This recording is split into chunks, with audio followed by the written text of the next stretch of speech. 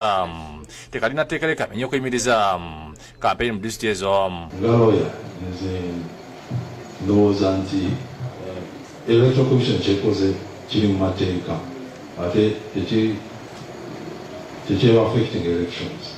Kiye agambye nti okunoonya akalulu tekuyimiriziddwa bula babategeeza nti abagenda okunoonya akalulu balina okwesa emitimbagano emikutu gy'amawulire n'okanoonya njokonjo.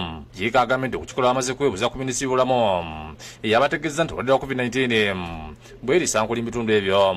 Kampala, Wakiso ne Mukono areas ezirina abantu abangi abafuna obulwadde obwo n'abafudde. Yes, abandisi ba NRM Justin Kasule Lumba agambye nti nga akakiiko k'ebulonda kannaba kusalawo okuyimiriza kampeyini kandi si kubayita ne batula mu nsonga balyoke bakola okusalawo okwo.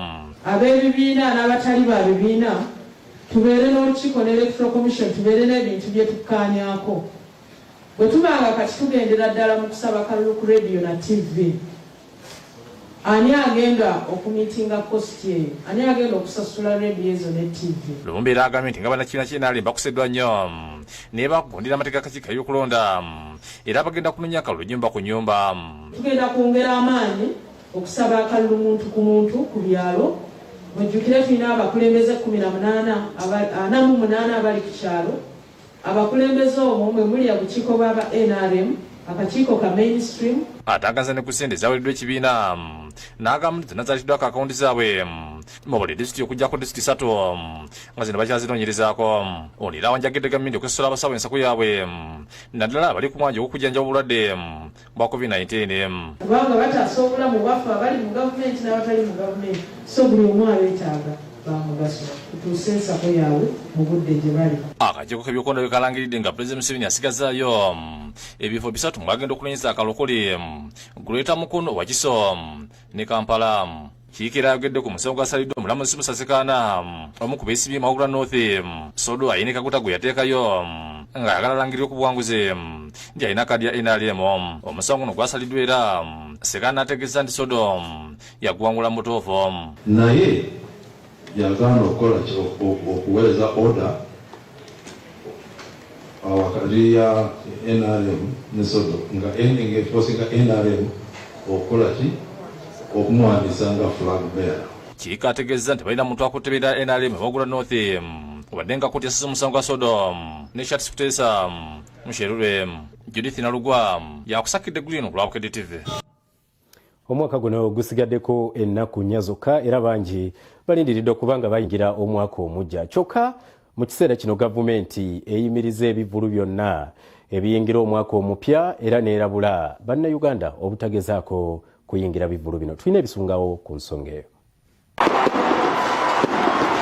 Buli mwaka bwe guba gugwako wabeerawo ebikujjuko okwetooloola eggwanga nga baggala omukadde n'okuyingira omupya. Abamu ku bantu basalawo okulumalirako mu masinzizo.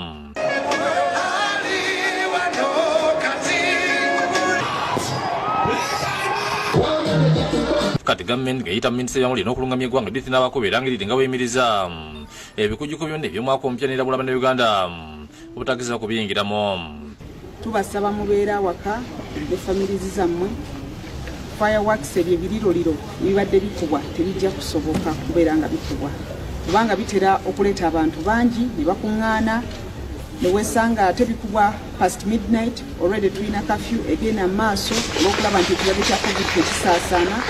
N'olwekyo kikulu nnyo okulaba nti mu ssaawa eno ffenna tukkiriza embeera nti embeera yeereese wabula. N'abakuba asizira olukundamawulire kw'Enol Hotel Mityana alambika nti ku mulundi guno okusaba okukeesa obudde tekujja kukkirizibwa.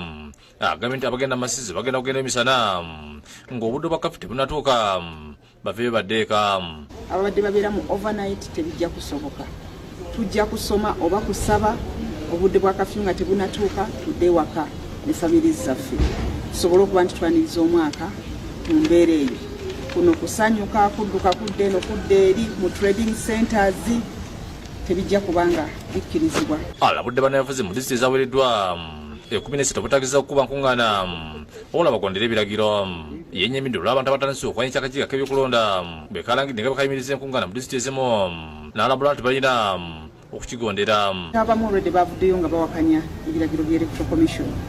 Naye tusaba abatulaba oba batuwuliriza okugoberera Electoral Commission kyeyalagidde kubanga obulamu bwe bugagga. Awadde amagenzi nti bannabyabufuzi mu disitulikiti basobola okutambula nnyumba ku nnyumba oba okukozesa emikutu egy'amawulire. Gira nti abantu basobola okukozesa midiya n'enkola endala yonna kasita abantu babanga tebakuŋŋaanye bangi. Kitegeeza nti door to door asobola okukolebwa. Ndoza n'abantu abatonotono nga basisinkanye. Luka Kajiri yakusakidde Gulien ku Lwabukedde TV. Ndowooza munnange ensonga eyo gitegedde bulungi era teweekanga ng'ogudde mu nsobi. Ate abatuuze b'e Katabi basatira olw'ekibba ttaka ekisukkiridde mu kitundu kyabwe. Bano bagamba nti abenyigira mu muze guno basooka kuteekako bannannyini ttaka lino misango era ne baggalirwa. Ekyalo ky'e Kakini kye kimu ku byalo ebikulu mu Luka gw'e Kasibi mu Katabi nga tusanze abatuuze balajana ku bibanja byabwe nga bagamba nti bakooye abibba ettaka. Abatuuze okukyala nga bakulemiddwa mu ssentebe waabwe Lukyamuzi Fred bagamba nti olw'ekibiina ky'abantu ekituma abatuuze ne babawamba ne babatwala mu budukulu bwa poliisi ono ne beesenza ku ttaka ly'omuntu nga mu kiseera kino bali mu kutya olw'ebintu eby'engeri ng'eno. Tukolerayo, tulimirayo, tusimbayo emiti, n'osanga oluusi emiti nga bagitemye, n'osanga ng'ebimera babyonoonye. Ebikolwa bino bikozesezza abatuuze abagundiivu bangi mu kitundu kino okuli n'ab'enju y'omugenzi Alphonse Matovo, Daudi Kanabi kansala ekitundu kino ate nga yakulira abakozi mu kigo ekisubi Judy Makumi n'abalala ne batuwulira embeera gye bayitamu. Ne bagezaako okunjogerera amafuukulu nange ne njogera bubi. Kakati waliwo yali ankubidde essimu ne baagala okunziggyako essimu. Okyaba abasajja baali bana nga balina emmundu bbiri ne bantuusaayo kati ne banteeka ekatwe ne mala ennaku 3 ne banzijjayo ne banteeka entebe ku poliisi. Ekizibu kye twafuna wano kye tufunye wano mu Kakindu be bantu ababba ettaka. Embeera enesimbyeyo kusaba enju y'omugenzi Salongo Matovo eyaleka abaana n'abazzukulu okutakirisibwa mu bika 10 ne liwambibwa kyokka abali balikolerako ne bakwatibwa ne batwalibwa ku poliisi ne basibwako emisango.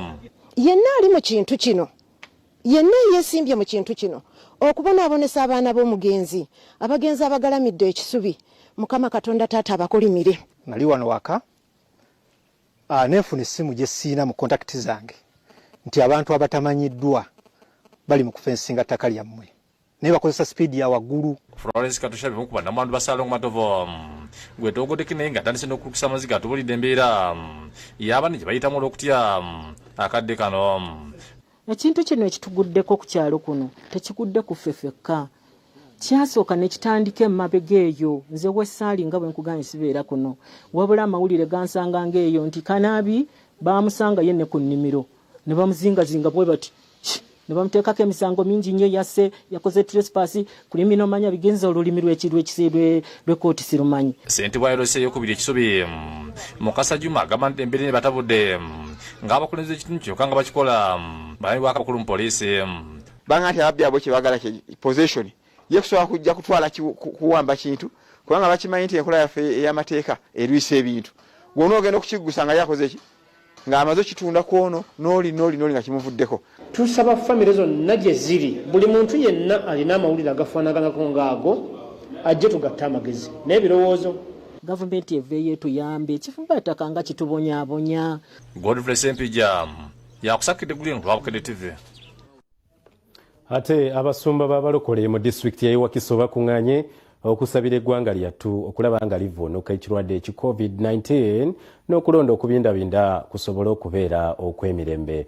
Bano bakuŋŋaanidde ku kkanisa ya The Arm of God esangibwa mu disitulikiti eno ey'e Wakiso. Abasumba b'abalokole Wakiso bakuŋŋaanye okusabira eggwanga Uganda olw'ekirwadde kya COVID-19 okulaba nga kiggwaawo n'emirembe mu kulonda okusembedde. Abasumba bano nga bakulembeddwamu Omusumba Lawrence Sebaale okuva e Wakiso bakubirizza nnyo abantu okwekuuma ennyo obulwadde buno.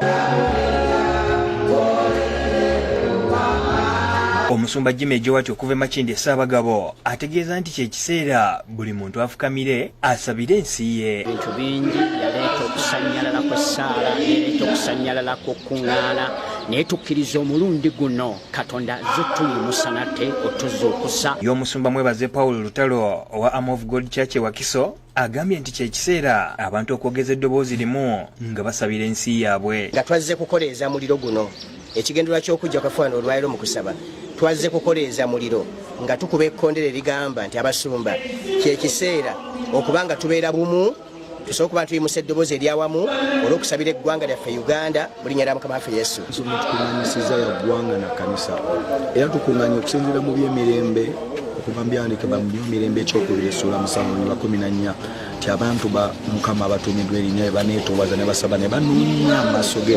Abanga ekkanisa yeetaaga okudda eri Katonda okusaba Mukama atukomezeewo ekisa revival. Saala ddala ebyokulonda bye tugendamu twetaaga Katonda. N'ab'enzikiriza y'obuwangwa n'ennono bakedde kajjansi okwetaba mu kusaba okw'okulaba ng'emirembe giddamu okubukala mu ggwanga naddala mu biseera nga twetegekera okulonda. Bano badde bakulembeddwamu Ssaabakabona Omulangira Kayondo Misenda balyejjusa Ssaalongo Katutte Kabona akuliddemu okwebuulirira alambuludde ku bukulu bw'ennono mu kusabira obulwadde bwa COVID-19 okuggwaawo. Bannayuganda mwenna tusaba mugende mulonde naye mu mirembe mu ddembe si mu bubi mulonde ekintu kimwega kubanga ensi tunyonya mirembe tutunoonya butabanguko. Mu bubaka bwa Ssaabakabona Kayondo yennyamidde olw'obutabanguko obususse ensangi zino bw'atyo n'asaba buli munnayuganda omuli n'abakuumaddembe okubeera abasaale okulambika emirembe. Bagamba mulyamamba ab'omu n'avumaganya ekika naye mukubirire ku bannammwe abo be muli nabo ababasiigeko. Alajjanidde bannaddiini bonna okuva mu nzikiriza ez'enjawulo okukwatira awamu okulaba nga balambika abantu ku kituufu ekirina okukolebwa. Nga bafaaza bakadino balevulandi basheeka Abu Batuusa ne Disani Mutyaba be bakusakidde eggulire lino ku lwa Bukedde TV.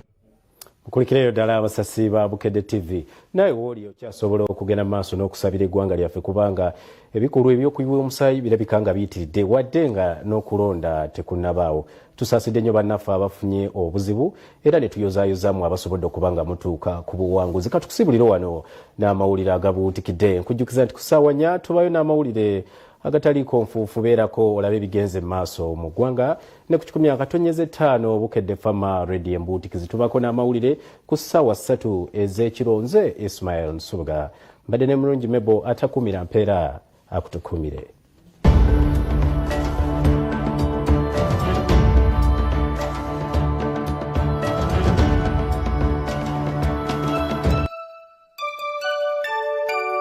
We wish you a Merry Christmas. We wish you a Merry Christmas. We wish you a Merry Christmas. Mukusanyuka